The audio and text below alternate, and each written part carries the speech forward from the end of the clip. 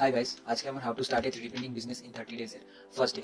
এখন থেকে আমি রোজ একটা করে ভিডিও পোস্ট করবো এবং যেখানে আপনাকে বলবো আমি কিভাবে আমি যদিও একটা 3D প্রিন্টার আছে আমার কাছে, আমি বিজনেস করি, বাট নাও এটাকে আমি কমার্শিয়ালি করার চেষ্টা করবো অনলাইন ই কমার্সের থ্রু মিশোতে, এবং আরও অনলাইন ওয়েবসাইটে কিভাবে সেল করা যায়। এবং তার সাথে সাথে আমি কন্টেন্টও পোস্ট করতে থাকবো, দেখবো কিভাবে আমি আদৌ সাকসেসফুল হতে পারি না।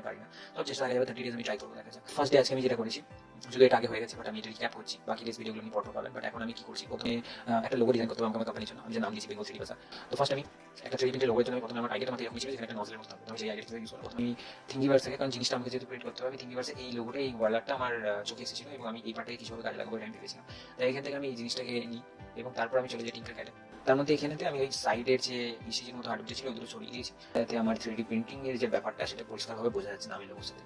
এবং এটা একটা বড় লোগো, এটাকে সব জায়গায় ইউজ করা যাবে না। এখানে আমি একটা ছোট লোগো ইউজ করেছি, আমি শুধু বি আর বিটাকে রেখেছি, আর বাজারটা সরিয়ে দিয়ে এটাকে ছোট লোগো ইউজ করেছি, যেটাকে আমি বাকি জায়গাতে পোস্ট করবো সব জায়গায়। তো আজকে ফার্স্ট এইটুকুই কাজ ছিল। আমি